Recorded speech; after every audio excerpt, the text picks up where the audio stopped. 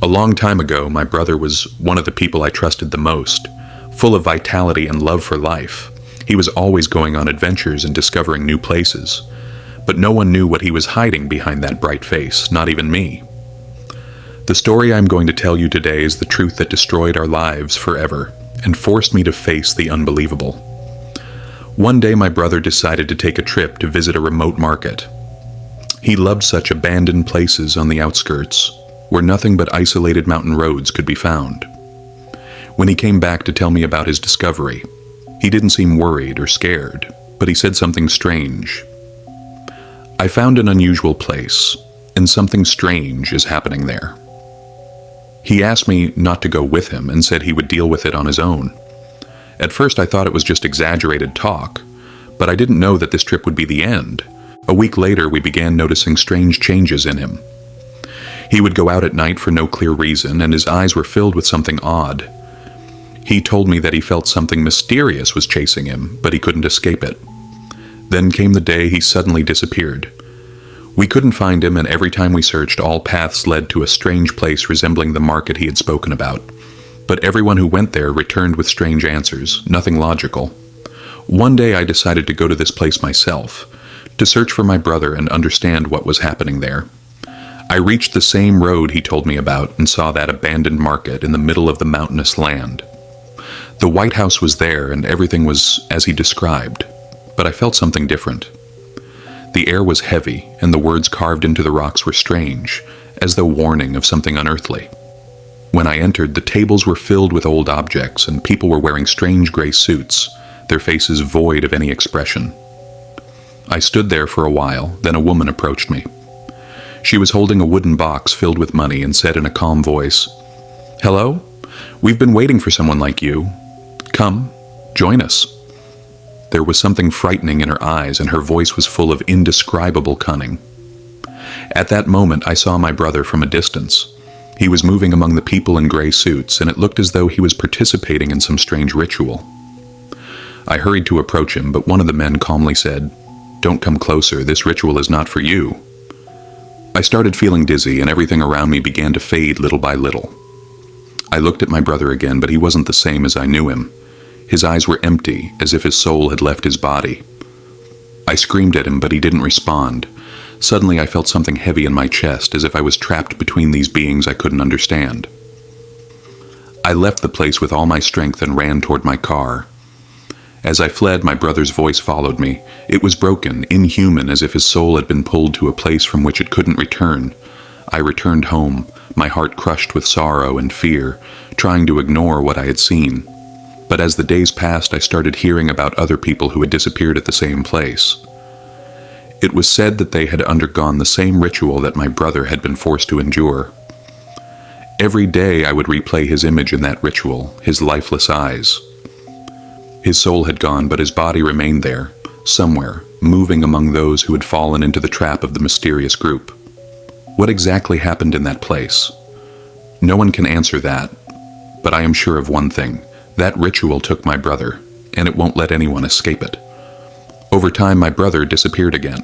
This time I thought he had gone back to that same place to do the ritual again and would return as usual. But this time, he didn't return. After his disappearance, another body was found, decapitated and deceased, and all the evidence had vanished. The case was closed as unsolved.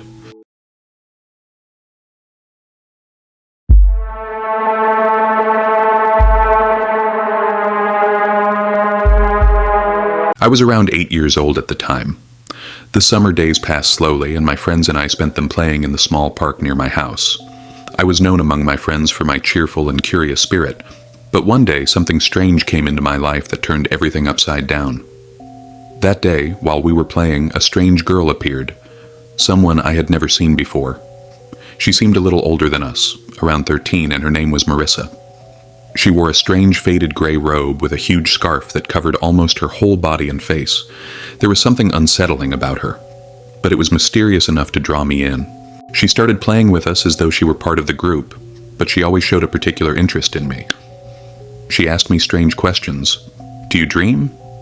Do you ever wake up unsure of where you've been?" I didn't understand the meaning of her questions, but they sparked my curiosity. One day she whispered to me, "I want to show you a special place. It will only take a few minutes." I wasn't thinking at the time. I just followed her. We left the park and walked towards the nearby forest, the one my mother had always warned me never to go near. It was the afternoon, and the sun cast long shadows on the ground. When we entered the forest, I felt something was off. Everything was unnervingly quiet. The air was cold, even though it was the peak of summer. Alina, Marissa, grabbed my hand, and I noticed her hand was cold and dry in a disturbing way. After a few minutes of walking through the trees, we arrived at a small open area. There was an old wooden table with a bowl of water on it. Next to the table, a large stick was planted in the ground, its top burnt, with smoke still rising from it, giving off a suffocating smell. In a strange voice, not like her usual one, she said, "This place is very special. If you want to be part of us, you have to trust me." I was confused and scared, but I didn't move. She dipped her hand in the water and placed it on my head, starting to chant incomprehensible words. It sounded like she was speaking in an ancient language, and her voice grew deeper and more ominous with each word. She told me to close my eyes, but I couldn't. I opened my eyes and started looking around. And that's when I saw them. From between the trees, they appeared. People wearing black robes that covered their entire bodies. I couldn't see their feet. They hovered above the ground, slowly approaching like deadly shadows. I tried to run, but Alina grabbed my hand with unnatural strength. Her face, which had once seemed familiar to me, transformed into something demonic. Her eyes turned completely black, and her smile turned into a terrifying snarl.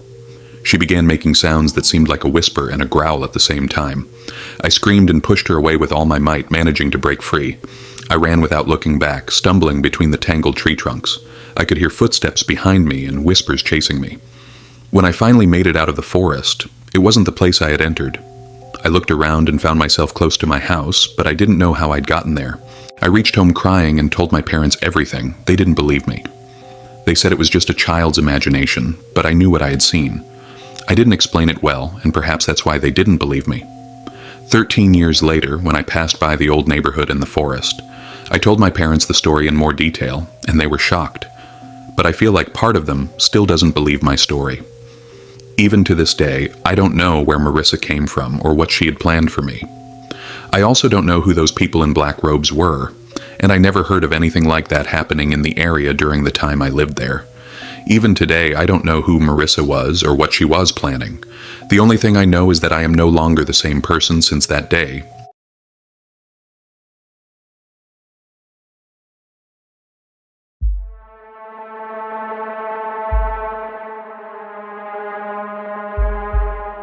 I was driving from Oregon to Livingston, Washington after visiting my brother's wedding. We were very close and we had the habit of hunting together. Oregon was beautiful, located right in the middle of where we lived, but getting to it from my town took longer. There were many beautiful places for fishing and hiking as well. Anyway, it was around 12 p.m., and I had been driving for about 2.5 hours, so I had 1 more hour to go. Most of the road was along highways, but the last part was through almost deserted forest roads. I was listening to music on the radio to lighten the mysterious atmosphere when I saw a light about 100 yards away. At first I thought a car was passing, but as I got closer, I realized the light wasn't from a car. There was something burning, and the light was so bright that I didn't need my high beams anymore. I drove closer until the light suddenly went out, and I was shocked by the darkness that followed. I put my high beams on again and decided to proceed cautiously, but as I got closer I noticed a huge circle carved into the ground near the site of the fire. Inside the circle was a shape resembling a star. I realized at that moment that this could be some strange ritual related to satanic practices. Just as I was about to drive over the strange symbol, I heard a muffled voice of a man speaking to my left. I looked but couldn't see anything due to the darkness. After a few seconds, the man suddenly appeared in front of me. He was an older man, probably in his 50s, wearing an old suit and hat with glasses. He walked in front of my car, and when the headlights illuminated his face, I felt a strange sensation.